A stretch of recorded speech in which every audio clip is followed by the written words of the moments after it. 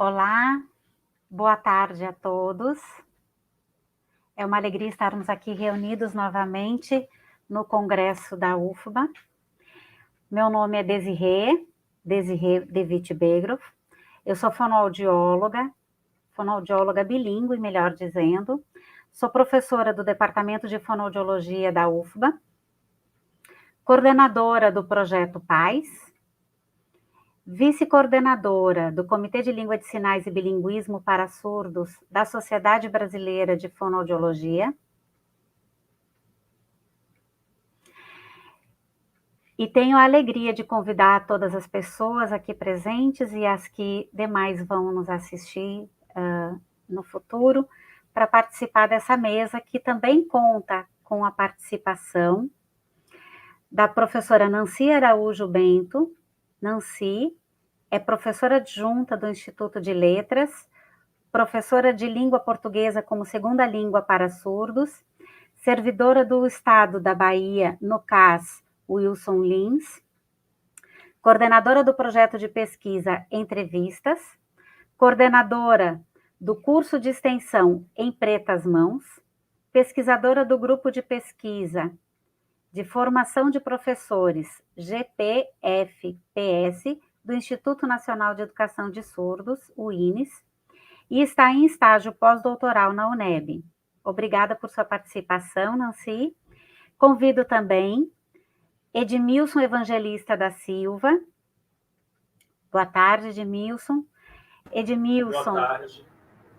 É graduado em Letras Libras e graduado em Fonoaudiologia, especialista em tradução e interpretação de Libras, português Libras, professor da Universidade Católica de Salvador, atua como intérprete na Rede Municipal de Ensino de Salvador e no Instituto Federal da Bahia. É uma alegria poder contar com tua participação também, Edmilson.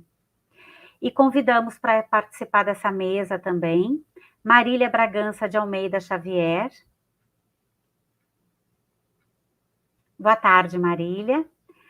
Marília é estudante no curso de Fonoaudiologia da UFBA, estudante em iniciação científica no projeto de pesquisa que nós estamos apresentando nessa tarde, a escolarização de surdos na cidade de Salvador, uma análise dos anos de 2020 e 2021.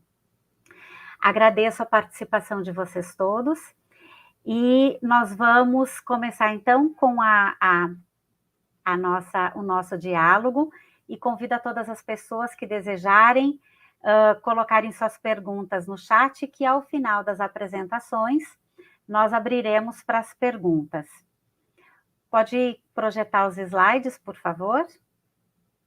Então, esse é o título da nossa apresentação, a escolarização de surdos na cidade de Salvador, uma análise dos anos de 2020 e 2021, que nós gostaríamos muito de partilhar com a comunidade da UFBA, a comunidade da cidade de Salvador, e de forma a refletirmos a respeito dessa realidade que as pessoas surdas têm vivido em termos da educação, frente à necessidade em virtude da pandemia de Covid que nós vivemos desde o ano passado.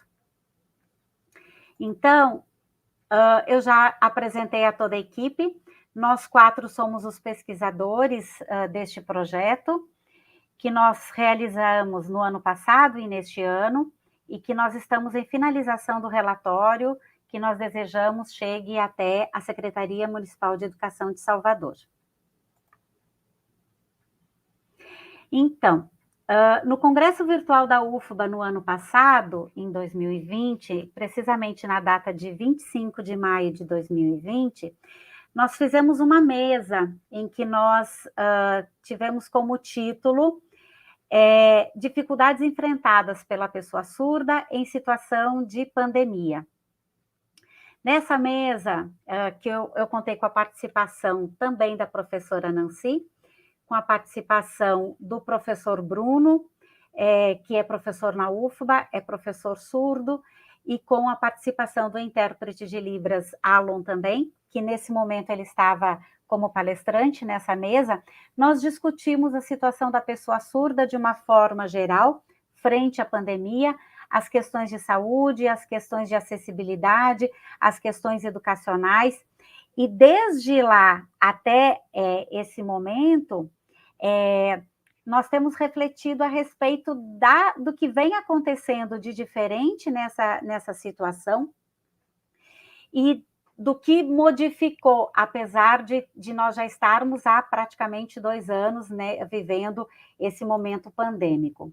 E o que a gente observa é que daquele congresso passado para este, né, analisando os números, que inclusive eu apresento como mediadora também nesse evento, naquela mesa, naquele momento nós tínhamos um total de 929 atividades, sendo que destas, 13 versavam sobre deficiência ou a questão da pessoa surda ou da surdez, e que isso representava em torno de 1,4% dos trabalhos do primeiro congresso virtual da UFBA. É um número baixo, mas agora veremos os dados desse ano. Nesse ano, está anunciado que nós temos um total de 3.350 atividades, entre pôsteres e mesas gravadas ou mesas ao vivo, né? Um número bastante expressivo, isso significa um incremento de 260% do primeiro congresso ano passado para esse, e nós temos, fazendo uma pesquisa a respeito dos trabalhos ou das mesas que versam sobre o tema deficiência, de uma forma geral, e ou surdo, pessoa surda ou surdez, nós tivemos um número de 20 trabalhos, o que é muito pouco frente a este universo de apresentações existentes no congresso desse ano da UFBA. Isso significa 0,6% do total de trabalhos neste evento. Isso, apesar de significar de 13 para 20 um incremento de 50%, ainda é um número muito baixo. Como eu faço a leitura disso frente ao papel da universidade, junto à sociedade, à comunidade como um todo? Ainda é um número muito baixo de investigações, de pesquisas, de envolvimento da universidade com a questão da pessoa com deficiência. No caso específico que nós vamos tratar da pessoa surda, do surdo, quer seja na educação básica, da questão da saúde da pessoa surda, da questão da acessibilidade linguística em todos os âmbitos com relação à pessoa surda. Isso, para mim, é bastante significativo, porque diz respeito ao papel que nós temos com relação a levar informação sobre os estudos que temos desenvolvido dentro da universidade para fora, para a sociedade, que é o nosso fim, né? Que é a quem nós destinamos e precisamos destinar o nosso trabalho dentro da universidade como instituição pública, né? Então, nós sabemos que todas as atividades de pesquisa e de extensão, elas devem reverberar de alguma forma dentro da sociedade, e que esses números, eles infelizmente expressam que ainda tem tido pouco trabalho. Apesar de nós trabalharmos bastante, nós precisamos de mais pessoas envolvidas, mostrando a preocupação da universidade com a questão das pessoas com deficiência, a questão da pessoa surda também, né?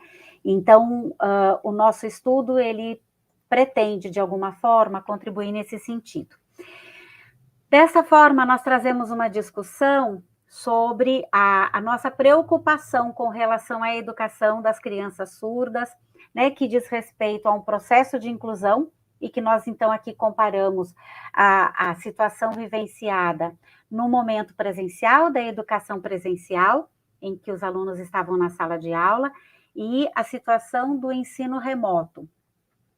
Se nós temos muito o que discutir, se nós temos muito o que refletir a respeito da educação que é oferecida para os estudantes surdos em tempos de suposta normalidade, com as aulas presenciais, que dirá agora em que nós estamos vivenciando o ensino remoto, em que ninguém estava preparado suficientemente para essa situação, e que as pessoas ainda precisam aprender como ensinar a partir dessa nova configuração. Foi um desafio muito grande para todos nós e que nós fomos pegos de surpresa. Todos nós precisamos aprender nessa nova configuração.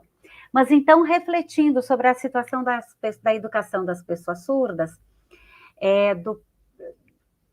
no ensino presencial, nós precisamos entender que a presença do intérprete de Libras, ela é fundamental, e que na Prefeitura de Salvador, nós temos a presença dos intérpretes, se eu não estou equivocada, a partir do ano de 2019, a partir de março ou abril de 2019, sendo que os alunos surdos já estão nas escolas desde muito antes. Então, a gente precisa refletir sobre o impacto que isso tem a respeito do processo formativo dos estudantes. Além disso, nós precisamos entender também sobre a formação dos professores que estão na sala de aula com os estudantes, com as crianças surdas, junto com outras crianças ouvintes, e que os professores precisam entender da importância do seu fazer e da sua formação para o ensino das crianças surdas dentro da sala de aula, né?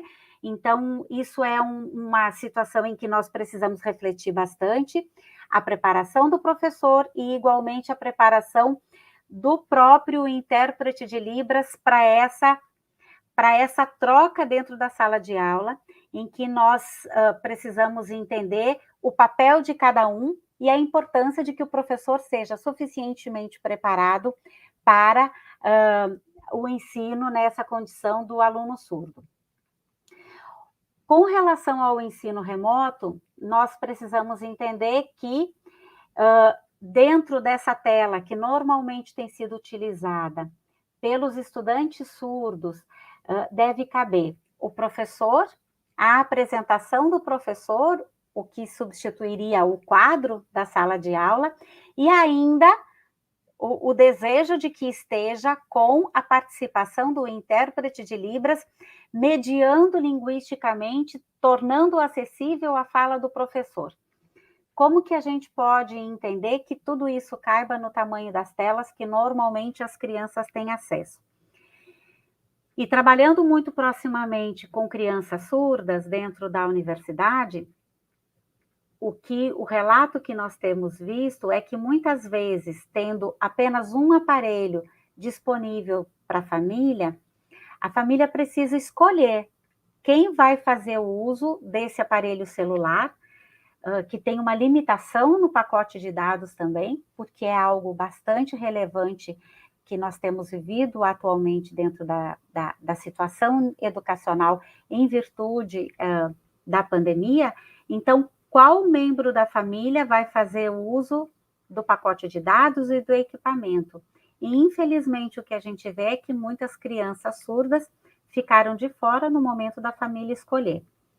Então, não está aqui nenhum tipo de julgamento, mas sim a necessidade de que nós, como sociedade como um todo, reflitamos a respeito dessa situação, para que as pessoas, no entendimento do significado que isso tem para as crianças surdas, em curto, médio e longo prazo, porque isso tem uma repercussão social importante também.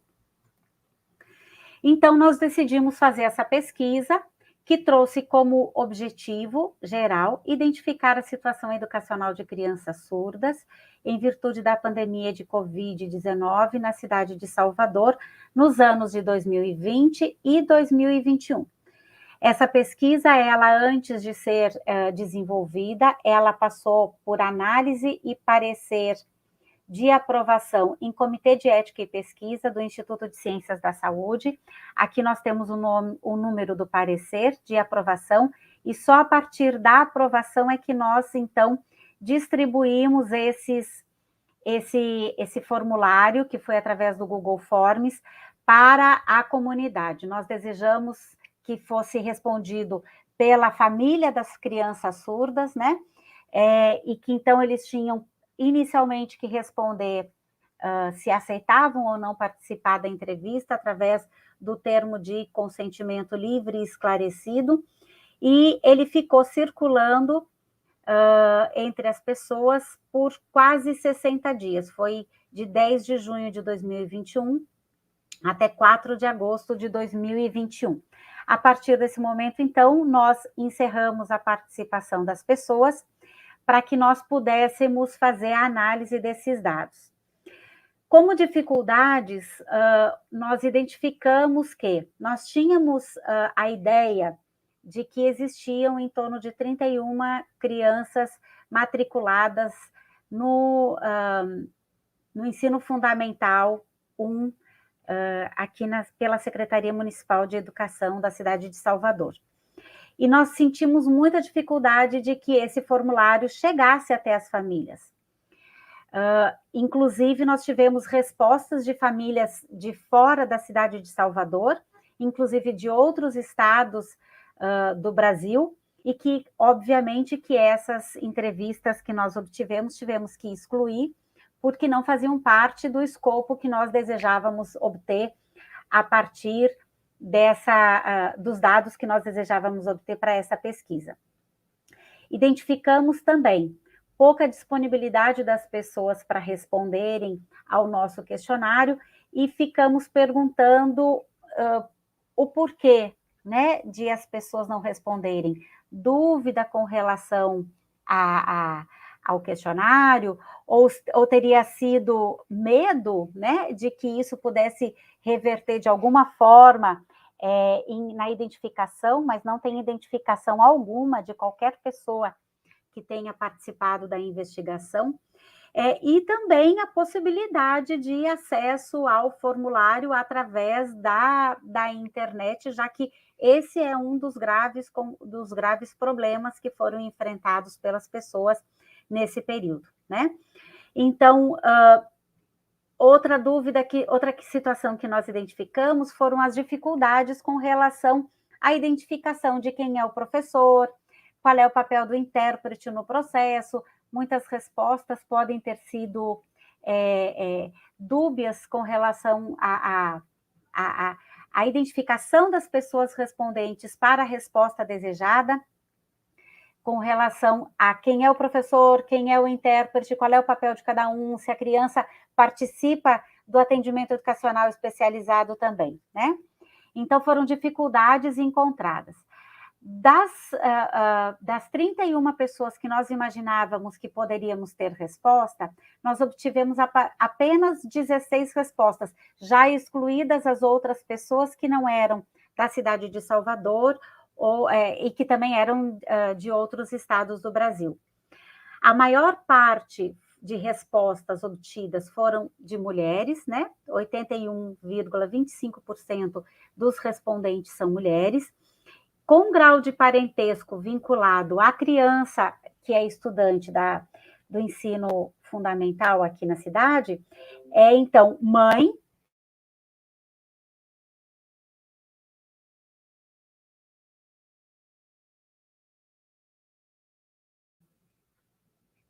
um número baixo de pais, tivemos também irmãs, e também pessoas que responderam que não têm nenhum grau de parentesco vinculado à criança, mas que responderam ao formulário por alguma família que eles estavam respondendo. Isso também é bastante interessante. Uma das questões que nós gostaríamos de saber é com relação aos dispositivos de amplificação sonora utilizados pelas crianças que são estudantes da rede municipal.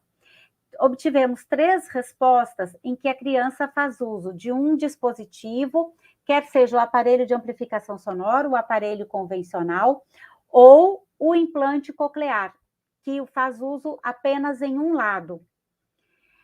6 respostas, a criança faz uso de um destes dispositivos bilateralmente, quer dizer, nos 2 lados, nas 2 orelhas.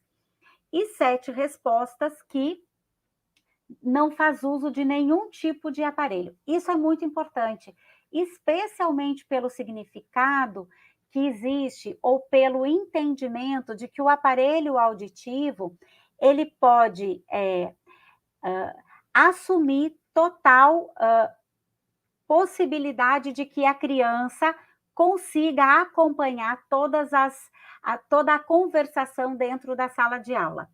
O aparelho por si só, ele ajuda a amplificar o som, mas ele não dá totalmente a fala para a pessoa. Não dá a possibilidade de acompanhar 100%. Precisa que a pessoa que a criança seja trabalhada nesse sentido, e ainda não é garantia 100% de que a criança consiga acompanhar a situação de sala de aula adequadamente. Então, essa informação também é importante, e nós buscamos nessa investigação.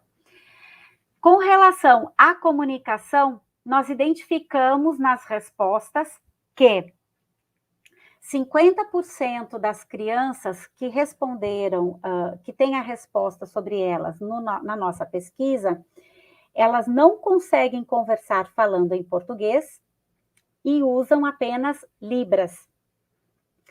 22,2% dessas crianças, elas conseguem conversar falando em português, mas usam também gestos próprios para poder se comunicar.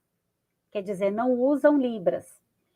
16,7% dessas pessoas usam a fala em português e também Libras. Podem usar indefinidamente uma coisa ou outra, né? Uma forma de comunicação, de uso linguístico ou outro. E 11,1% das crianças foi mencionado que consegue conversar bem falando em português, né?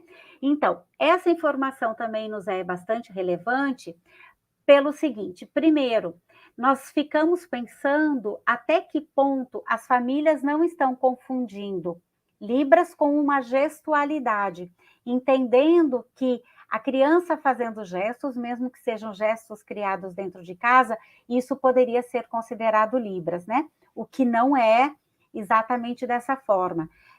Os gestos que são criados dentro de casa, eles normalmente são entendidos nesse local, mas que não podem ser confundidos com Libras e que a criança pode ter dificuldade no momento de ser confrontada com a Libras também, né? Então, é um dado bastante importante. E que a gente salienta essa gesticulação que não pode ser confundida com a Libras. De qualquer forma, chamamos bastante atenção a questão das diferenças entre as crianças, né? Que nos alerta para a heterogeneidade da pessoa surda. O fato da pessoa ser surda não diz que todas elas usarão Libras, não diz que todas elas se beneficiarão do aparelho auditivo, não diz também que todas elas farão uso da oralidade da mesma forma. Cada pessoa é uma pessoa diferente e o fato de ela ser surda não implica em que todas elas tenham a mesma forma de estar nesse mundo do jeito que a gente entende, né, com suas características próprias e que devem ser respeitadas, principalmente na situação de sala de aula, né? Então, eu vou convidar a professora Nancy para que ela faça também suas considerações a partir da nossa pesquisa, e eu fico agora aqui nos bastidores dando continuidade. Boa tarde a todas, todos e todes. É um prazer imenso participar dessa mesa com os colegas Desirê, Ed, Marília, trazendo assuntos que são extremamente relevantes, principalmente com o foco do escopo da nossa pesquisa, circunscrita às questões que ocorrem na educação básica da nossa cidade.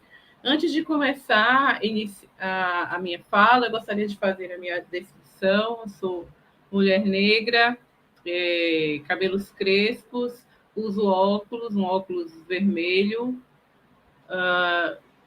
batom vermelho, estou vestida com uma blusa preta, estou sentada, sendo vista da cintura para cima, e uso um fone de ouvido preto. Dando continuidade à fala da professora Desirê, que traz à tona questões extremamente relevantes, é importante revisitar um pouco as questões da nossa literatura, principalmente porque durante décadas, a partir da tradição médico-terapêutica, as pessoas surdas elas foram tratadas biologicamente pelo viés do déficit da audição, com uma classificação da perda auditiva em níveis, marcados pela hegemonia de um modelo médico hospitalocêntrico assistencial que compreendia a surdez apenas como patologia. E a gente acaba observando que essas características acabam reverberando ainda na nossa atualidade. Após anos de luta das comunidades surdas, as especificidades linguísticas dos educandos surdos, surdos cegos, deficientes auditivos, surdos com múltiplas deficiências, enfim, uma gama de características e de identidades dessas pessoas. Então, apesar dos anos de luta dessas comunidades,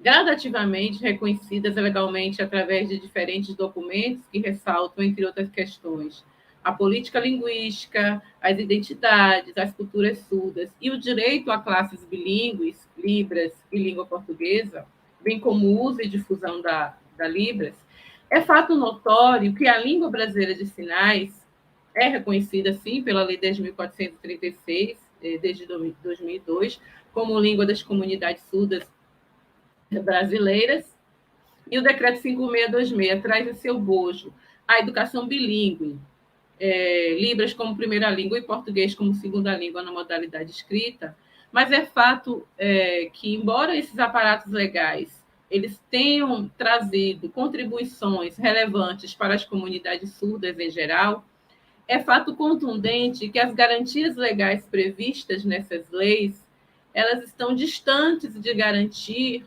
uma educação efetivamente inclusiva na educação básica de surdos, principalmente no que tange a educação de surdos no município de Salvador, que é o escopo da nossa pesquisa. Então, embora a Lei 10.436 e o decreto eles tenham contribuído para as discussões acerca das singularidades linguísticas, da acessibilidade e da inclusão do povo surdo, é relevante salientar que as pesquisas dificilmente se ocupam em analisar os assuntos da heterogeneidade das pessoas surdas, como a professora Desirê acabou de falar. Pesquisas dificilmente se ocupam em analisar os assuntos interseccionais. O estudante surdo ainda é tratado como uma identidade única, fixa e cristalizada. E a nossa pesquisa ela traz à baila a necessidade de se repensar sobre os aspectos multiculturais surdos que vão além de aspectos linguísticos. Então, não são encontrados no censo escolar mensurações qualitativas acerca das marcas interseccionais dos estudantes surdos soteropolitanos.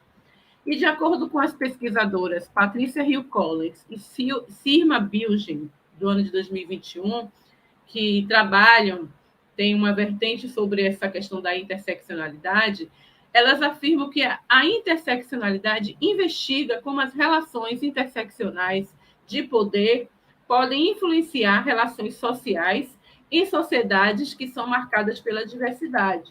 Então, no campo dos estudos surdos, ainda são escassas as pesquisas que versam sobre essa temática. Santos, então, 2019, é um dos primeiros pesquisadores, né, que extrapola o binarismo da dupla diferença e que aponta a necessidade dos estudos interseccionais. Então, segundo Santos, a interseccionalidade auxilia na construção e entendimento dos sujeitos negros surdos, que foi uma pesquisa com foco nesse público, mas quando cruzadas essas marcas, essas categorias de surdez e raça, ao transfixar os marcadores, é visível que os mais afetados pela precariedade na educação básica e pelo consequente não acesso às universidades são as pessoas negras, em especial os negros surdos.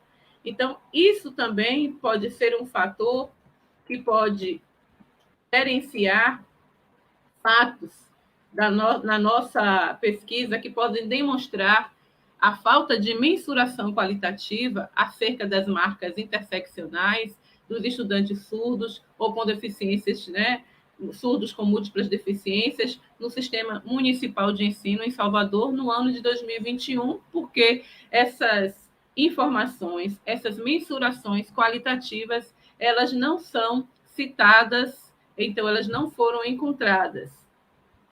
Próximo slide, por favor. Dando continuidade, de acordo com o Instituto Brasileiro de Geografia e Estatística e do IBGE, nos dados de 2020, o número de matrículas no ensino fundamental na cidade de Salvador contava com 267 mil estudantes, 267.034 matrículas. Destas, cerca de 170 alunos eram surdos ou considerados como deficientes auditivos. E ainda no ano de 2020, aproximadamente 31 estudantes surdos estavam matriculados na rede municipal da cidade, em diferentes instituições de ensino, anteriormente à pandemia, e que contavam com a atuação de 30 intérpretes de Libras, contratados para atuação em 28 escolas do grupo 5 até o 6º ano do ensino fundamental. Próximo slide, por favor.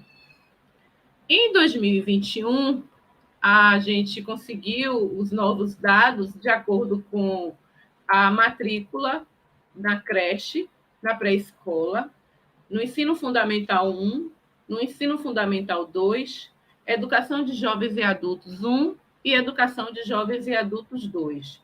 Não são encontradas categorizações de surdos com múltiplas deficiências. Encontramos, dentro das características relacionadas aos estudos surdos, apenas informações de alunos surdos que não são existentes na creche, não há alunos matriculados surdos na creche, em creches de Salvador, não há pessoas, estudantes caracterizados como deficiência auditiva e surdo-cego em creche. Na pré-escola, temos aproximadamente 15 deficientes auditivos. No ensino fundamental 1, são 16 surdos, 74 deficientes auditivos, surdos-cegos 2. No fundamental 2, são 4 surdos, deficientes auditivos são 37 e não há surdo-cego no fundamental 2. No EJA 1, apenas um aluno surdo matriculado e 8 deficientes auditivos. E no EJA 2, não há alunos surdos matriculados e são 10 alunos com deficiência auditiva. Todos esses números, eles trazem a somatória de 167 matrículas para o ano de 2021, de acordo com os dados da prefeitura. Então, caso um aluno tenha mais de uma deficiência, ele será contabilizado em cada deficiência que possuir. Então, ao observarmos esses dados e os dados, por exemplo, do INEP, ao realizar uma contraposição com os dados do Instituto Nacional de Estudos e Pesquisas Educacionais, Anísio Teixeira, e do Sistema Municipal de Salvador, há de se considerar os desafios pré-existentes a fim de se efetivar cômputos estatísticos que efetivamente demonstrem a realidade. Há de se considerar nesse cálculo que o quantitativo de estudantes em um município, ele não reflete necessariamente que todos serão moradores daquele município. E várias outras hipóteses podem ser realizadas. No INEP, os alunos deficientes auditivos, surdos ou surdos-cegos, eles são lançados em suas respectivas categorias. Só que o sistema, se se o estudante tiver 2 ou mais deficiências, na sinopse estatística do INEP, esse estudante irá aparecer em múltiplas deficiências. Ou seja, trocando em miúdos. Por exemplo, o aluno surdo que é autista, ele deixará de ser contabilizado como surdo e será caracterizado como pessoa com múltiplas deficiências. Então, dessa forma, é preciso pautar a necessidade de se entender a metodologia de contagem dos estudantes com deficiência no Sistema Municipal de Ensino em Salvador, para não incorrer em equívocos ou subnotificação. Próximo slide, por favor. Sendo assim, lançamos os questionamentos. Né? Por que o número de matrículas de surdos, em se tratando da cidade de Salvador, cai a cada ano e o número de deficientes auditivos ele sobe? Quais são os critérios adotados para a diferenciação entre pessoa surda e pessoa com deficiência auditiva? Não há a mensuração qualitativa de surdos com múltiplas deficiências na rede municipal. Não há realmente, ou esses dados podem estar subnotificados? Quais são os critérios que são utilizados? Então, a partir dessa gama de questionamentos, a gente observa que é necessário, que é insurgente, inserir na mensuração qualitativa do Sistema Municipal de Ensino de Salvador questões que salvaguardem informações sobre os aspectos da comunicação de crianças surdas, de crianças com deficiência auditiva, de crianças surdo-cega, de crianças surdas com múltiplas deficiências, né? Aquelas que, além da surdez ou surdo-cegueira, possuem uma outra deficiência de natureza intelectual, física ou comportamental. Então, esses dados nós não conseguimos identificar dentro do site da Prefeitura de Salvador. Então, a gente questiona sobre a falta de estatística. Próximo slide, por favor. Nós questionamos. Pode voltar? Tá pequenininho. Então, é esse mesmo. Pode. Próximo. Próximo, então. A gente questiona, a gente traz essa máxima, né, de que nem todo surdo ele é igual. As maneiras de aprender, elas serão diferentes. Então, como a professora Desirê falou no início da sua fala, o fato da pessoa ser surda não significa que ela vai ter o domínio da língua de sinais ou da língua portuguesa. Ela pode utilizar de uma língua emergente, de uma outra forma de comunicação. Então, nós questionamos sobre a falta de estatísticas disponíveis que mensurem dados no sistema de matrícula e sobre essas especificidades educacionais em Salvador, respectivamente, surdos, se são surdos pré-linguísticos, pós-linguísticos, deficientes auditivos, surdos cegos, surdos com múltiplas deficiências, que esses números eles possam aparecer de uma forma mais clara, para que a gente possa entender também as categorias de análise e como é que se chega a esse denominador. As diferenças entre as categorias de surdo, de deficiente auditivo, de surdo cego, surdos com múltiplas deficiências, elas servirão como importante fator aglutinador para futuras políticas linguísticas no campo dos estudos surdos. Então, a gente questiona como é que se organizam atualmente as escolas inclusivas municipais de Salvador, se contemplam as especificidades pedagógicas de estudantes surdos, de estudantes com deficiências auditivas, de surdos cegos e surdos com múltiplas deficiências, ou até mesmo surdos indígenas, surdos ciganos, dentre outros, porque nem todo surdo é igual. Então, daí a gente traz à tona sobre essa escassez de dados estatísticos para a discussão do tema proposto e nos leva a inúmeras reflexões que ainda carecem de subsídios teóricos epistemológicos nas pesquisas de âmbito municipal, circunscritas ao Sistema Municipal de Ensino de Salvador, que é o escopo do nosso projeto. E, em se tratando de ensino remoto, a situação fica ainda mais complicada, né? Saímos do giz, do piloto, e passamos para o clique do play, da abertura da tela. E esses dados, eles serão extremamente relevantes para se entender como se estuda a criança surda, como é que ela está inserida socialmente, os aspectos também políticos e sociais que precisam aparecer nesse escopo. É necessário inserir dados sobre os atravessamentos das interseccionalidades surdas no campo da educação básica, bem como verificar as condições sociais, linguísticas, tecnológicas que essas crianças enfrentam. Então, pela necessidade do isolamento social em decorrência da pandemia do SARS-CoV-2, que provoca o Covid-19, perdão, se exacerba ainda mais o já existente isolamento linguístico que estudantes surdos enfrentam. São necessárias identificações mais específicas no censo escolar, se a surdez é pré-linguística ou pós-linguística, categorias de raça, de classe, de gênero, de etnia, de faixa etária, dentre outros aspectos que possibilitarão ao corpo pedagógico melhor planejamento no plano de desenvolvimento individualizado, no PDI, por exemplo. Não é?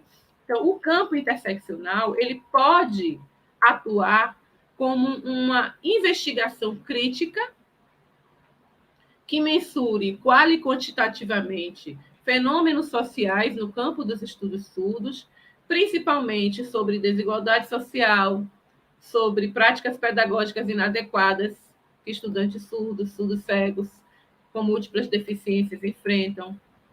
Espaços como esse que estamos vivenciando agora, espaços de contestação e de crítica social, provocam rupturas de paradigmas que são hegemônicos, eurocêntricos, coloniais, que ainda percebem a pessoa surda apenas com uma identidade única, fixa ou cristalizada.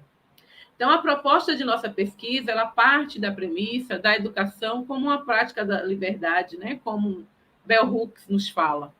Então, a gente desafia o sistema da educação bancária monolíngue, que ainda permeia a prática pedagógica nas instituições escolares soteropolitanas.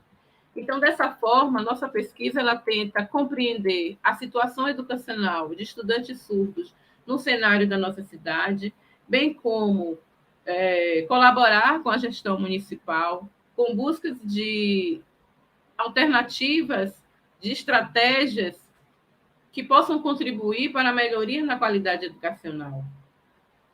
Então, nós conclamamos a urgente necessidade de pesquisas acadêmicas sobre a temática da interseccionalidade e que venham contribuir para a discussão do avanço das políticas públicas de acesso, de permanência de estudantes surdos na educação básica, bem como traçar um retrato das condições de ensino para surdos cegos, surdos com múltiplas deficiências na educação básica, em especial no estado da Bahia. Então, esperamos que as observações aqui realizadas elas possam servir de subsídios para ampliação das discussões sobre educação de para surdos, sobretudo a expansão da discussão sobre as condições de acesso e de permanência escolar, desde a creche até o ensino fundamental, ensino médio, ensino superior, para essas comunidades. Então, sem os estudos interseccionais no campo da educação básica para surdos, as políticas públicas educacionais continuarão caracterizando a pessoa surda pelo prisma geral, proporcionando um ciclo contínuo de invisibilizações de novas pautas sociais. Então, eu termino a minha fala dizendo que é preciso descolonizar o pensamento, ver a pessoa surda além da surdez, além do marcador linguístico. Obrigada.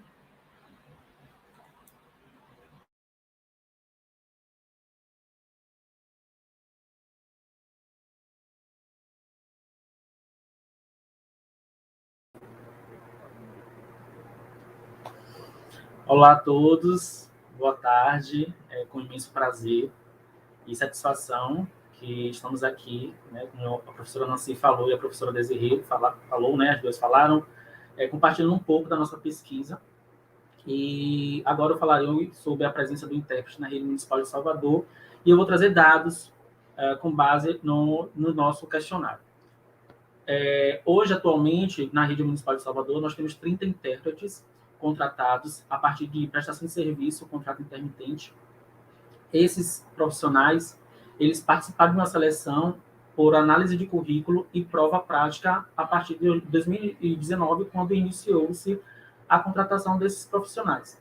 Essas informações, né, da quantidade de intérpretes de Libras está no site da SMED, da Secretaria Municipal de Educação, e a seleção, que fala de análise de currículo e prova prática, encontra-se no site da empresa que hoje, atualmente, presta serviço para a SMED.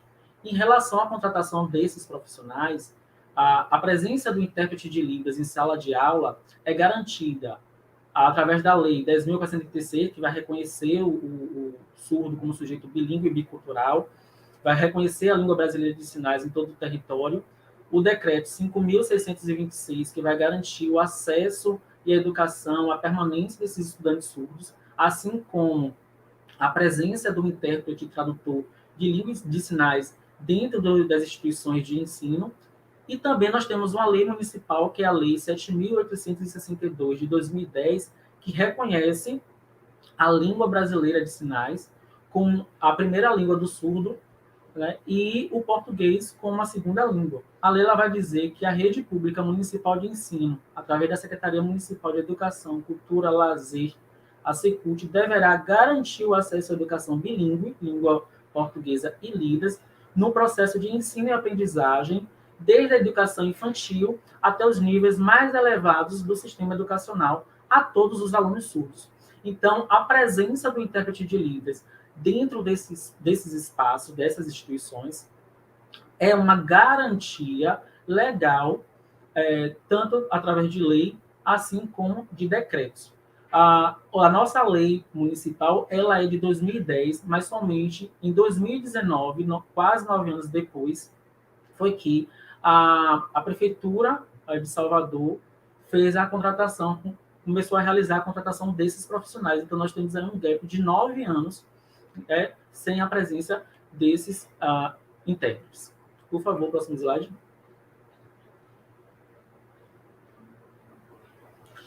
A Lei 12.319, de 2010, que é a lei que vai regulamentar e reconhecer a profissão do intérprete de língua de sinais, ele vai dizer que o intérprete de Libras tem como objetivo efetuar a comunicação entre surdos e ouvintes, surdos e surdos, surdos e surdos cegos, surdos cegos e ouvintes, por meio da Libras para a língua oral e vice-versa. Interpretar em língua brasileira de sinais, a língua portuguesa, as atividades didático-pedagógicas e culturais desenvolvidas nas instituições de ensino nos níveis fundamental, médio e superior, de forma a viabilizar o acesso aos conteúdos curriculares. Então, o papel do intérprete de Libras dentro desse espaço é de estar mediando a comunicação entre o aluno surdo e todos os outros membros que fazem parte desse corpo escolar, professor, estudantes e todos os outros funcionários, assim como viabilizar o acesso aos conteúdos e informações. Porém, Quadros, em 2004, ela fala que o papel do intérprete educacional, que vai ser esse intérprete especializado para atuar nesses espaços educacionais, é de intermediar as relações entre os professores e os alunos, bem como entre os colegas surdos e os colegas ouvintes. Porém, muitas vezes, o papel do intérprete em sala de aula acaba sendo confundido com o papel do professor. Isso muitas vezes acontece pelo fato de o não saber, não conhecimento da língua de sinais pelo professor regente da sala de aula, o desconhecimento ou talvez um conhecimento equivocado do processo de aprendizado e ensino da criança surda, e com a chegada de um profissional ali fluente na língua de sinais, muitas vezes é atribuído esse papel ao intérprete que não cabe a ele. Lá no slide anterior, né, num processo de contratação desses profissionais, o critério para a seleção e aprovação, além de análise curricular e a prova prática, foi formação em qualquer área, com especialização em Libras, né, formação em letras Libras, que é para a licenciatura, que é para o ensino, e bacharelado, que é para a área de interpretação e tradução, ou ProLibras. A maioria dos profissionais hoje que atuam como intérprete de Libras tem, além, né, da especialização ou do ProLibras, tem uma formação na área da educação, seja letras, seja pedagogia, e muitas vezes com a chegada desse profissional, por ser um pedagogo, por ser um letrólogo, acaba sendo confundido com o papel do professor e algo que não deve ser, o que não deve acontecer. Em relação à pesquisa, com o nosso questionário aplicado, em relação à presença dos intérpretes de Libras na sala de aula, constata-se que 68,8% das 16 respostas válidas, né, 11 tem a presença do intérprete de Libras em sala de aula, porém 31,3% ainda não tem a presença do intérprete. Então, nem todos os alunos surdos estão sendo contemplados com a presença do intérprete, não têm os seus direitos garantidos, o que é algo bem sério, pelo tempo que nós já temos aí do reconhecimento da língua de sinais, que acontece lá em 2002, pelo Decreto 56/2000, que é de 2005, pela própria lei municipal, que é de 2010. Então, nós temos aí prazos e, ainda assim, nem todos os alunos surdos têm acesso à presença do intérprete de Libras, garantindo o seu direito, né, à informação e aos conteúdos pedagógicos. Com a presença da pandemia no nosso território nacional, isso foi, de acordo com os estudos, foi agravado, né? Primeiro, pelo processo de adaptação, sem uma prévia.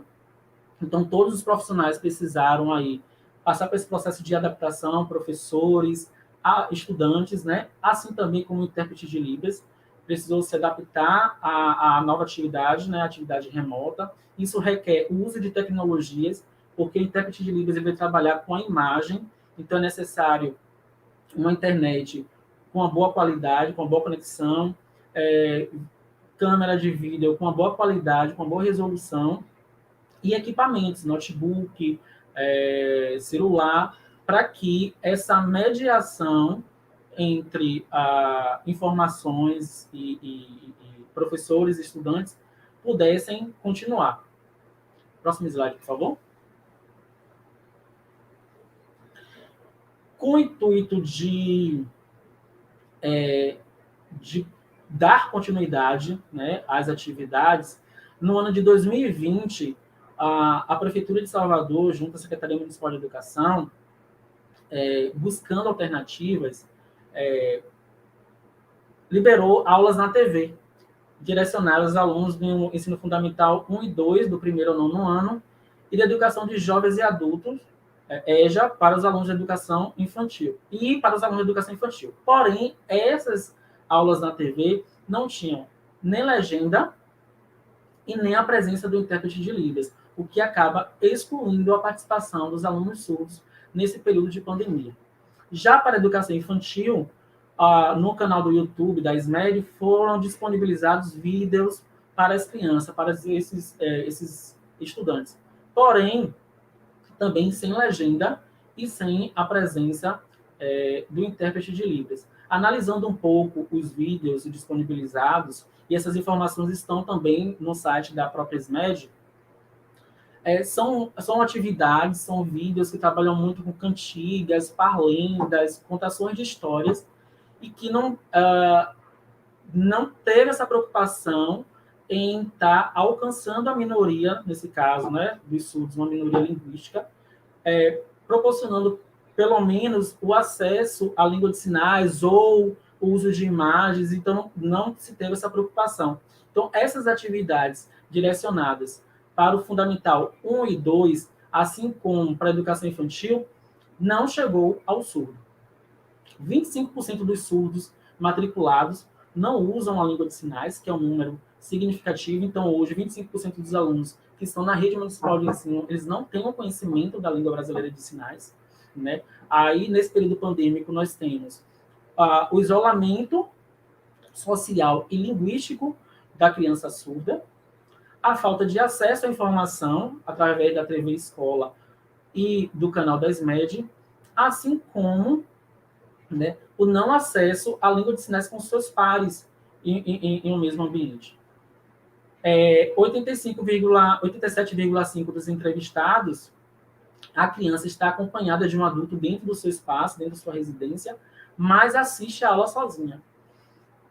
Novamente, nós temos aí a TV Escola, sem legenda, sem a presença do intérprete de Libras, sem a presença de um adulto, né, apenas a criança surda visualizando ali a imagem de um professor explicando alguma coisa que ela não tem informação. Então, 87,5% desses estudantes que estavam assistindo a aula pela TV, né, sozinhas, estavam sem ter acesso às informações.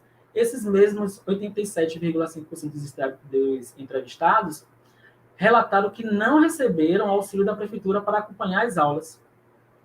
O que isso significa? Pensou-se na adaptação, né, de uma atividade presencial para atividade remota. A prefeitura, junto com a SMED, pensou-se em usar uma tecnologia que talvez seja a mais acessível hoje nos lares brasileiros, que é a TV, porém, não deu recursos para que essas crianças tivessem, né, acesso às aulas, seja através da TV com ausência do intérprete de Libras ou através das aulas online, né, sem o uso de equipamento de um tablet, de um celular, de uma internet de boa qualidade, para que pudesse acompanhar essas aulas. 37,5% dos equipamentos utilizados são da própria criança ou são usados pela família toda. Ou seja, significa que 37,5% dessas crianças, né, às vezes só tem um equipamento para toda a família. Isso significa, né, que sendo da família, nem sempre a criança consegue usar o equipamento o tempo todo para assistir a aula. Então, às vezes o equipamento estava sendo usado pelo pai, pela mãe, pelo tio, o pai não estava em casa, a mãe não estava em casa, então nem sempre a criança tinha acesso ao equipamento. A gente está falando, por enquanto, do aparelho eletrônico, seja um celular, um tablet, né? E tem ainda as demais coisas que são necessárias, como, por exemplo, o uso da internet, uma internet de boa qualidade. Próximo slide, por favor.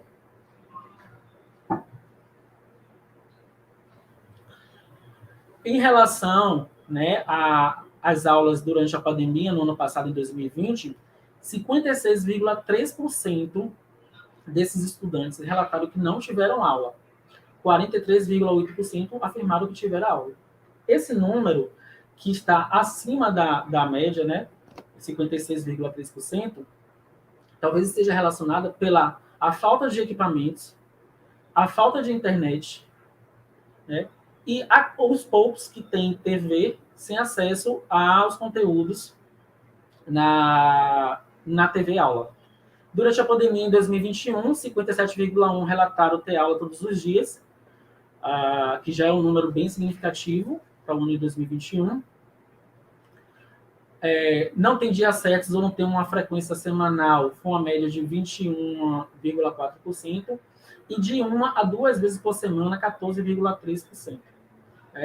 Essa quantidade de 1 a 2 vezes por semana é um número muito baixo para se falar em aula, ministrar conteúdos, atividades, ter um processo de interação, relação, troca linguística, é muito pouco. Tá? E de 3 a 4 vezes por semana, 7,1%. Então, neste ano de 2021, nós temos ainda números significativos de estudantes que estão tendo aula 1 ou 2 vezes na semana. Sobre ter internet em casa, 87,5% tem internet em casa, né, sendo que 68,8% banda larga usado através do sinal Wi-Fi, 18% usa internet de fora ou do vizinho, e 12,5% pacote de dados. Nós sabemos que o pacote de dados, ele, em uma transmissão, em uma videochamada, uma videoconferência, não leva tanto tempo, sim, sendo necessário a recontratação de novos pacotes, o que também pode ter prejudicado o acesso, né, desses estudantes durante esse período de pandemia. No total, 75% dos estudantes têm o apoio do intérprete de Libras para as aulas e relatam também que a professora ela participa, que é o correto, o ideal, é a presença do intérprete de Libras com a professora, porque o intérprete está ali para mediar a comunicação e não para orientar ou ensinar qualquer conteúdo para esse estudante surdo, ainda que o intérprete ele tenha uma formação na área. Sobre o atendimento do AEE, do atendimento educacional especializado, 44,4% relataram que o atendimento, né, aconteceu somente com o professor usando Libras. Nós não temos informações a respeito da fluência desses professores, né, de que forma esses professores utilizam essa língua de sinais. Então, essa informação nós não temos, se realmente esses professores eles são fluentes na língua de sinais, para estar realizando esse atendimento apenas com o estudante surdo. 11,1% relataram que somente pelo professor que não sabe Libras, e aí mais um problema, né? Nós temos um número também significativo aí, 11,1% desses estudantes que passam pelo atendimento educacional especializado sem ser na sua língua, ou seja, mais uma vez privado de ter acesso às informações e muitas vezes aos conteúdos, porque esses conteúdos chegam de forma fragmentada, 22,2% pelo intérprete de Libras, ou seja, nesse caso aí, o intérprete de Libras ele acaba fazendo o papel do professor, o que não deve acontecer, que também é um número significativo, 22,2%. O intérprete ele não pode realizar atendimento sozinho, né, porque a função do intérprete não é de ensinar, mas sim de mediar a comunicação. E 22,2% do professor e intérprete juntos. Próximo slide. Volta o slide, por favor. Então, para concluir, né,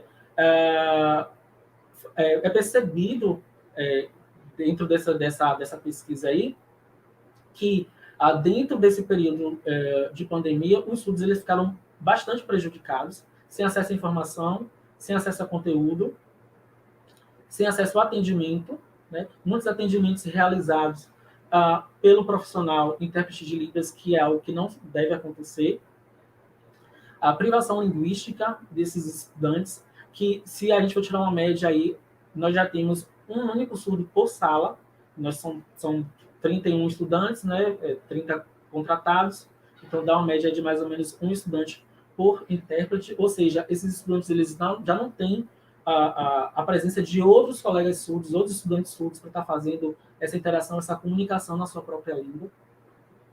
E ainda, né, o número de profissionais intérpretes de Libras contratado pela prefeitura, o número não é suficiente. Nós temos um número significativo de surdos que estão frequentando as aulas sem a presença do intérprete de Libras.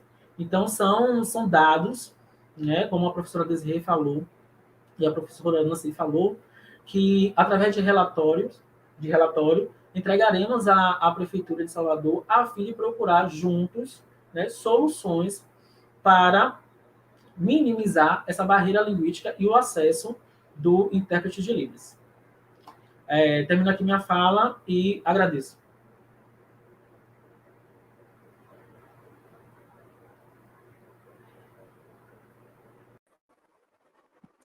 Olá, boa tarde a todos. Pode passar o slide, por favor. Eu sou Marília, eu sou do curso de Fonoaudiologia, eu estou no 8º semestre, quase indo para o 9º, e eu vim aqui trazer um pouco do meu relato de experiência enquanto estudante e participante da pesquisa. Queria dizer que eu estou muito honrada por estar participando dessa mesa É a primeira vez que eu participo de uma, ainda mais com esses profissionais que têm agregado tanto para a minha formação. Então, estou muito feliz de estar aqui.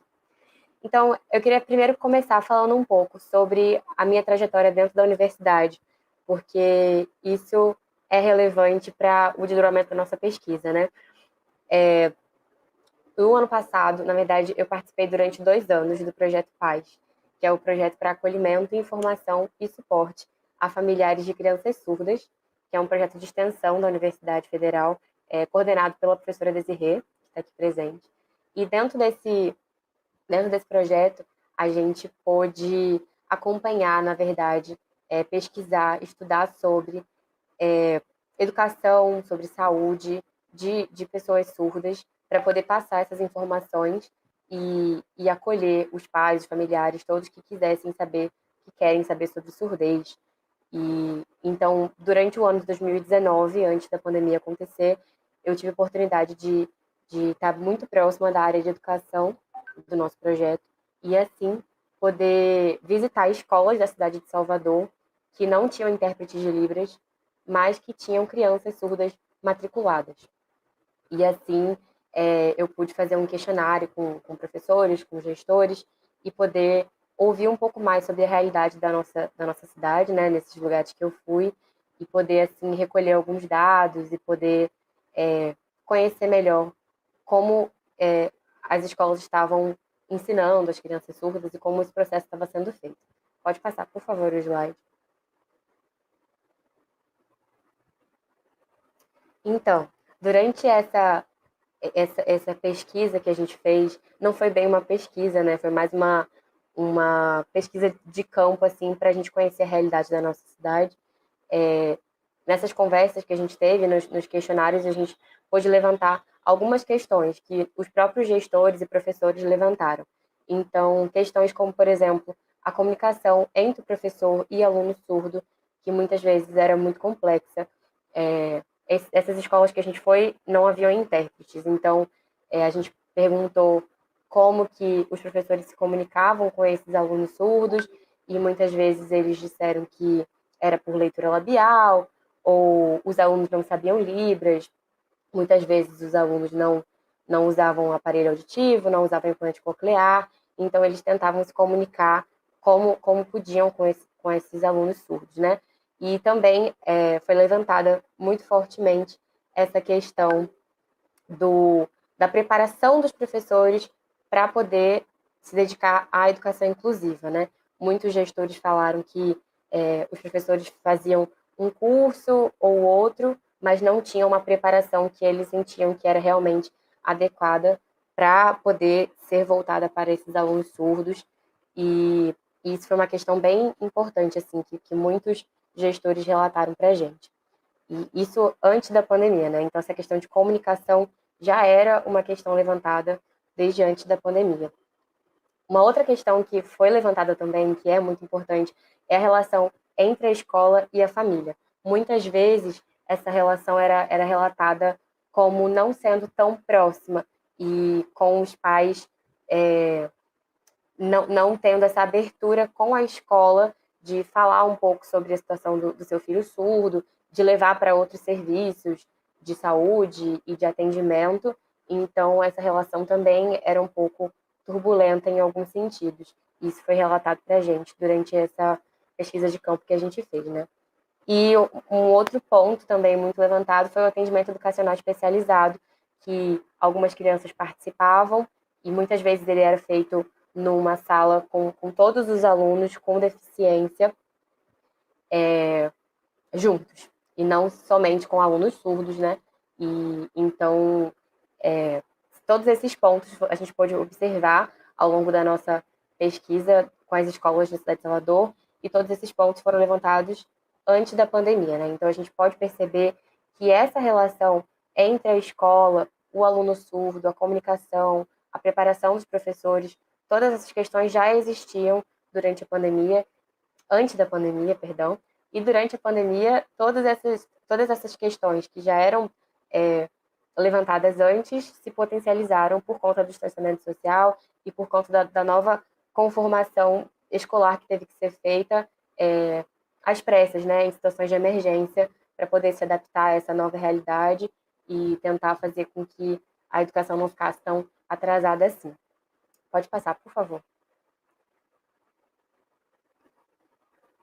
Então, como a gente está dizendo aqui, na pandemia foi encontrada uma nova realidade, né? A nossa pesquisa traz muito forte isso, o relato das famílias, majoritariamente dos pais, sobre como a educação foi levada ao longo da pandemia e o quanto essa situação emergencial não trouxe o preparo necessário, né, para poder atender todo mundo da forma que seria mais adequada. A gente tem relatos de muitas pessoas que não tinham a tecnologia necessária, que não tinham preparo, os próprios pais dentro de casa para poder dar esse suporte para os seus filhos. Então, tudo isso acabou corroborando para a situação de educação das crianças surdas que a gente encontrou. E pode passar o slide, por favor. E eu queria trazer um pouco sobre o desdobramento do ensino, da pesquisa, da extensão, dentro da vida acadêmica de um aluno que participa de projetos como esse, como, por exemplo, eu. Então, a universidade é formada de 3 pilares, né? Ensino, pesquisa e extensão, e ter participado do projeto de extensão, assim como participar dessa pesquisa, pôde trazer para mim desdobramentos muito interessantes para a minha vida acadêmica, como, por exemplo, o meu trabalho de conclusão de curso que está sendo feito e está sendo orientado pela professora Desirê, que o tema é Impactos da Pandemia na Educação de Surdos, o olhar da família. Então, o meu trabalho, na verdade, começou como uma ponta desse trabalho, dessa pesquisa que a gente está fazendo agora, e era voltado para o atendimento educacional especializado. Só que com a nossa própria pesquisa, com a quantidade de respostas que a gente teve, a gente resolveu colocar um olhar mais amplo e abrir essa pesquisa para o resto do Brasil, que é o que a gente vai fazer, e poder realmente olhar de forma mais ampliada como vem sendo feito a educação dos alunos surdos nesse período de tempo, né, de 2020, 2021, que a educação passou a ser remota.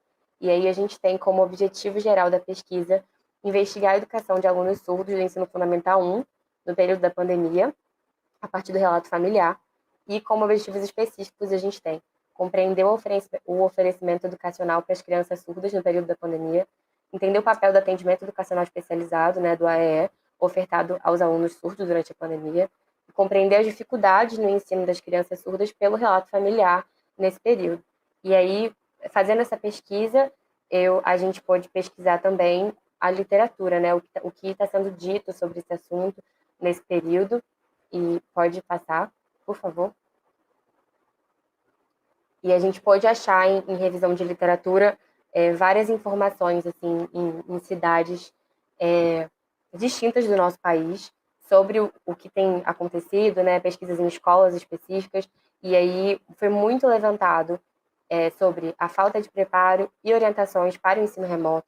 Então, como eu disse antes, o ensino remoto ele foi colocado às pressas para poder tentar suprir essa necessidade da educação no Brasil, e muitos professores relatam realmente a falta de orientação, a falta de preparo para que o ensino remoto fosse instalado.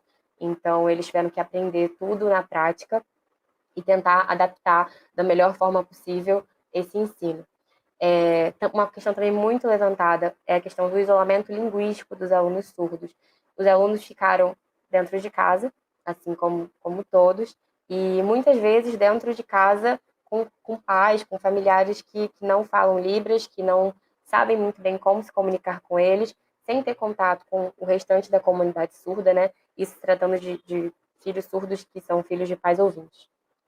Muitas vezes sem contato com a comunidade surda, sem contato com professores que falavam Libras, com intérpretes, e então essa falta de contato direto realmente muitas vezes gerou isolamento linguístico dos alunos surdos, e isso é uma questão muito tratada na literatura, que a gente consegue encontrar. E também uma outra questão é a projeção da função de professor no intérprete, porque muitas vezes em muitas cidades do país, a gente não teve essa interpretação direta da aula para o aluno surdo. Então, por muitas vezes, os materiais tiveram que ser adaptados, eram feitas atividades específicas para os alunos surdos que os intérpretes faziam, às vezes com a ajuda do professor, e aí acabou sendo feita essa projeção da função do professor no intérprete. E a gente sabe que o intérprete não é professor, mas essa confusão acabou acontecendo muitas vezes, e isso é muito relatado também na literatura, além da adaptação. Essa questão da adaptação do material oferecido pelo governo é uma questão muito levantada, porque muitos intérpretes relatam dificuldade, porque como o material ele foi feito, muitas vezes, com urgência, ele não foi feito pensado para o aluno surdo. Então, os intérpretes tiveram que adaptar esse material e tentar fazer com que eles se tornassem acessíveis, o que é uma dificuldade bastante trazida. E eu acho importante a gente trazer esses dados e trazer como essa pesquisa influenciou no desdobramento da minha vida acadêmica, porque todos esses dados que a gente consegue achar, eles conversam muito fortemente com a nossa própria pesquisa que a gente fez aqui. Então, é muito importante a gente poder pensar um pouco sobre tudo isso e pensar quais caminhos a gente vai seguir daqui para frente, né? A gente, eu digo, enquanto sociedade, para poder melhorar a situação da educação das crianças surdas e tentar recuperar esse tempo que eles passaram longe das escolas, muitas vezes sem ter o seu material realmente adaptado, sem ter esse contato direto com os professores. Então, toda essa situação a gente tem que pensar. E eu acho que agora a gente pode abrir para as perguntas.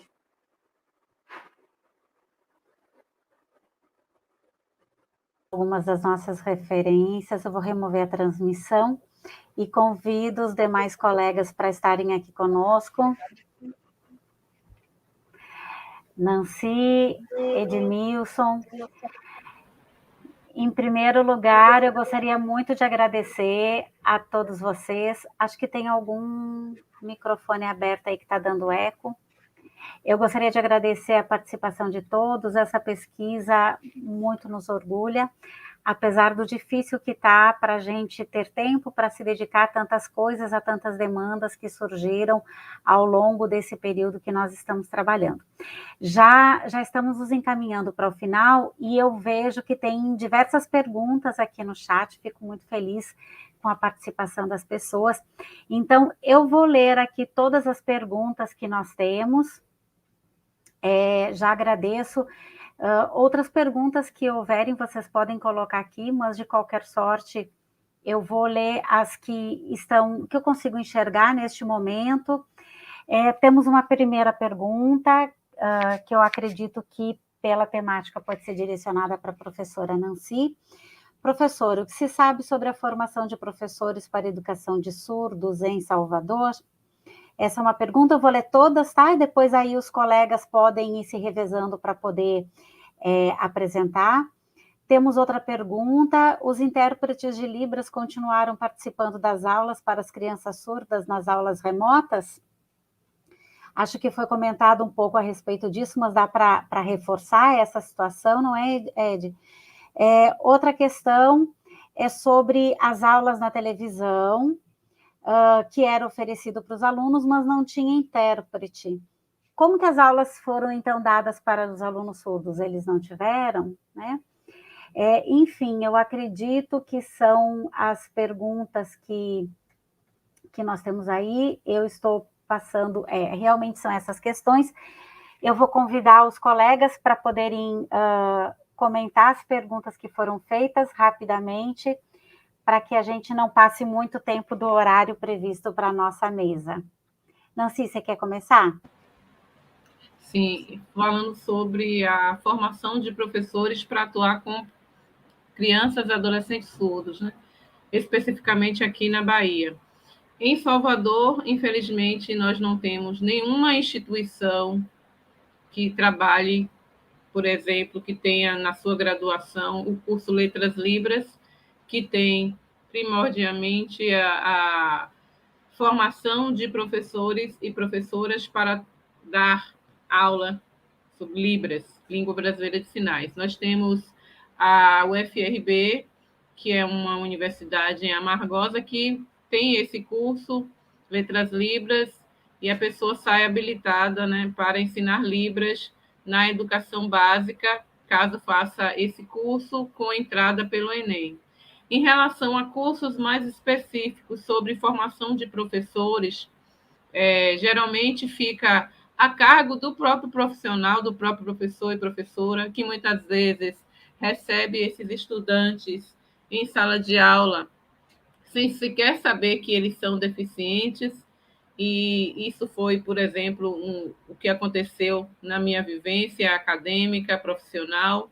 Eu comecei a receber estudantes surdos em sala de aula, na inclusão, e naquela época eu não sabia, não tinha nenhum contato com a comunidade surda e não tinha tido a oportunidade de estudar na academia questões relacionadas ao ensino de surdos. Agora nós temos a Lei 10.436, né, que reconhece a Libras como língua de comunicação e outras formas, outras línguas relacionadas a ela, e temos o Decreto 5626, que traz em seu bojo a questão da educação bilíngue e a obrigatoriedade dos cursos de licenciatura terem a disciplina de Libras como obrigatória. Então, para quem faz licenciatura, há uma disciplina, ainda que muito breve, a depender da instituição, a carga horária ela pode versar entre 34 horas e 68 horas, o que não é suficiente para você ficar fluente e entender todas as singularidades linguísticas que vão compor a educação básica de surdos para surdos. Então, são questões muito complexas, porque a gente ainda observa que são incipientes os cursos que versam sobre essa temática de formação de professores, e a gente acaba ficando nesse limbo educacional, buscando de próprio punho cursos, né, oficinas que versam sobre essa temática. Então, aí já fica essa crítica da necessidade de nós termos. Na própria UFBA, que é a nossa universidade, nosso próprio instituto ainda não oferece o curso Letras Libras por uma série de questões. Então, aí a necessidade de nós termos também cursos que versem sobre a formação de professores e professoras que vão atuar com essas singularidades linguísticas, culturais, identitárias, de pessoas que não vão utilizar obrigatoriamente a língua portuguesa escrita, que podem se comunicar na língua brasileira de sinais ou em outras línguas, porque Libras não é a única língua brasileira falada no nosso país, existem outras línguas, inclusive na Bahia. Nós temos catalogados, né, surdos indígenas que se comunicam em outras línguas, temos surdos que são ciganos, enfim, ainda carecemos de formação. Cursos de formação específica para essas características. Edmilson, você quer comentar as questões do intérprete? Bom, a primeira pergunta foi sobre se as atividades remotas continuam, certo? Então, a partir do mês passado, mês de novembro, na verdade, no finalzinho do mês de outubro, no início do mês de novembro, a prefeitura retornou às atividades presenciais. Tem mais ou menos 15 dias que 100% dos alunos retornaram às salas de aulas. Então, essas atividades remotas, né, já não existem mais. Em relação à intérprete na TV, que foi um questionamento se eles ficaram sem aula, infelizmente a resposta é sim, porque alguns surdos não tinham mesmo a presença do intérprete, não tinham o intérprete para acompanhá-lo. A TV nós não tínhamos a presença do intérprete de Libras, só agora em 2021, no mês de junho, foi que a SMED fez a contratação de alguns profissionais para, já no retorno às aulas, né, no presencial, foi que esses profissionais foram contratados para fazerem as interpretações das novas aulas e equipamentos, né, que muitos surdos não têm o uso não tem internet de casa, celular, então realmente não tinha como estar dando esse suporte, esse atendimento. Então, infelizmente, sim, esses estudantes surdos ficaram esse período todo, um pouco mais de um ano, sem o atendimento remoto, né? Sem realizar suas atividades. E assim, o que eu vejo pela experiência das crianças que a gente tem contato é que, infelizmente, muitas deixaram de retornar à escola, abandonaram por se tratar do ensino remoto. É uma lástima que isso aconteça, né? E estamos incentivando as famílias à retomada de todo o processo no ano que vem. A gente sabe que esse período foi um período especial, mas que não dá para a gente desistir nem parar com todas as atividades que estavam sendo feitas e ofertadas para as crianças. Enfim, o assunto educação de surdos é amplo, temos diversas coisas que podem ser comentadas e precisam ser analisadas, né? Queremos dizer que a universidade é parceira da sociedade, faz parte da missão da instituição universidade pública, como é o caso da nossa, poder devolver todo esse investimento social para a sociedade, e é isso que nós buscamos fazer também. Então, nós temos muitos comentários, principalmente parabenizando. Desculpa, viu, colegas, nós que já temos mais tempo, mas eu vou dar os méritos para a Marília, que é estudante, está participando desse momento, então é um incentivo importante para que ela continue na pesquisa, para que ela continue se dedicando a revelar tantas questões, né? Parabéns. Então, eu convido a todos vocês para fazerem suas considerações finais. Eu serei a última para poder dar tchau para todo mundo por último, tá bom?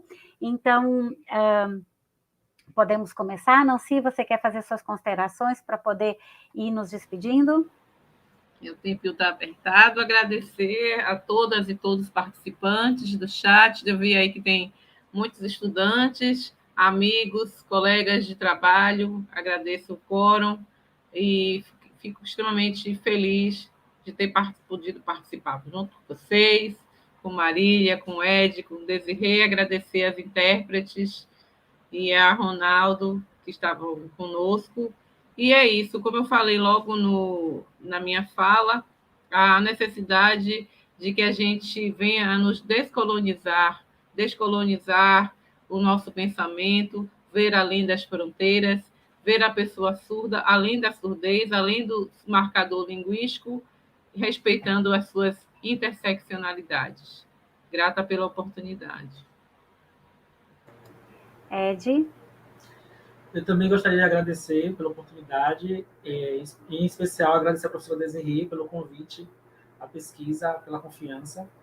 Agradecer à professora Nancy, à Marília, aos intérpretes que estão aqui promovendo essa acessibilidade, né? E que nós possamos refletir um pouco sobre a presença da língua de sinais. Nós precisamos entender que é um direito do surdo, não pensar apenas num direito legal, fazer porque uma lei está exigindo, porque o decreto está exigindo, é um direito como ser humano. Eu acho que está faltando essa questão de consciência da importância da língua de sinais. Pensar um pouco mais quais são os critérios que estão sendo utilizados para tantos terem a presença do intérprete de Libras e outros tantos não. Compreender que nós temos muitos surdos ainda em processo de aquisição da linguagem e que esses surdos estão sendo prejudicados na sua formação como humano, como cidadão, no processo de leitura de escrita e tantas outras coisas, vivências de mundo, justamente por conta de uma privação de língua. Então, tem muitas coisas que nós poderíamos continuar falando aqui, que essa pesquisa foi um dado foi levando a outro, um dado foi levando a outro, e novas curiosidades foram surgindo, a necessidade de novas pesquisas na área. E agradecer ao pessoal que está participando e dizer que venha participar das futuras pesquisas na área conosco. Gratidão, obrigado. Obrigada, Ed. Marília? Oi, eu queria só agradecer mesmo a oportunidade de poder participar, tanto da pesquisa, que tem contribuído muito para a minha trajetória acadêmica, né, para a minha formação, pela oportunidade de poder aprender com todos vocês, professores. É uma honra para mim ser a única estudante dessa pesquisa, né? Então eu me sinto muito honrada, muito feliz, muito grata pela oportunidade. E agradecer a presença de todo mundo. Eu acho que é muito importante a gente discutir sobre esses assuntos. Eu acho que como cidadã, não só como estudante de fonoaudiologia, né, mas como cidadã, eu me sinto muito honrada de poder fazer parte desse tipo de discussão e de poder trazer pessoas também, né, para poder ouvir um pouco mais sobre isso, pensar um pouco mais sobre isso. Eu acho que é uma coisa muito importante, assim, que a nossa sociedade majoritariamente não pensa. Então, só da gente estar aqui, só da gente estar discutindo sobre, pesquisando sobre, apresentando dados sobre, eu acho que já movimenta alguma coisa dentro de cada um.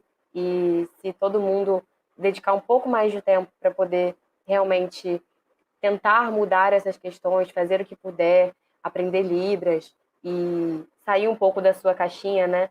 E pensar um pouco mais na gente como sociedade no geral, a gente vai ter uma sociedade muito mais inclusiva de verdade e muito mais justa também. É isso que eu espero. Obrigada, Marília. Então, minhas palavras finais é no sentido de que, se a gente pretende que nós tenhamos uma sociedade, como a Marília acabou de falar, mais inclusiva, mas que as pessoas surdas sejam de fato participantes, como cidadãos que são, com direitos e deveres que têm, né, que nós sabemos que são colocados para as pessoas surdas, nós precisamos oferecer equidade educacional para as crianças surdas. Isso significa, não é apenas estarem todas as crianças no mesmo lugar, todas as crianças na mesma escola, mas elas terem as mesmas oportunidades, e as mesmas oportunidades só acontecerão quando as crianças tiverem a possibilidade de receberem o ensino de uma forma que seja acessível e pensada para essa criança e não tomado de outro para que sirva na criança surda também. Isso significa que nós precisamos de uma educação bilíngue que de fato possa alcançar as crianças que sejam bilíngues. É claro que, como foi dito aqui diversas vezes, nem todas as crianças são usuárias de Libras, é verdade. Então, nós precisamos entender que a escola também não pode ser pensada como se fosse uniforme, como se coubesse em todas as pessoas. Então, desejamos que essa pesquisa, de alguma forma, possa contribuir com as reflexões. Agradeço muito os parceiros da pesquisa, Nancy, Edmilson e Marília. Em breve, nós esperamos que esse filho esteja na rua também, contribuindo de alguma forma. Agradeço o espaço da universidade, que nos coloca no lugar de pesquisadores e pesquisadores que desejam contribuir com a cidade de Salvador, com outros níveis de educação dentro da cidade de Salvador. E agradeço aos intérpretes de Libras que estão aqui presentes, a Vanessa, a Érica, o Ronaldo. Então, agradecemos ao NAP, sempre parceiros em todos os nossos trabalhos. Gostaríamos que o NAP pudesse ter mais profissionais trabalhando para que a gente pudesse desenvolver mais e mais atividades que sejam acessíveis às pessoas surdas, da comunidade, da própria comunidade acadêmica da UFBA. Então, me junto aos colegas do NAP, fortalecendo esse coro de que nós precisamos de mais intérpretes, e esperamos que essa mesa tenha contribuído com as reflexões de toda a sociedade. Obrigada a quem está também nos bastidores, colaborando para essa transmissão, os monitores e todo mundo que está aí atrás das câmeras. Muito obrigada a todos vocês e até a próxima. Uma boa tarde para todos. Tchau.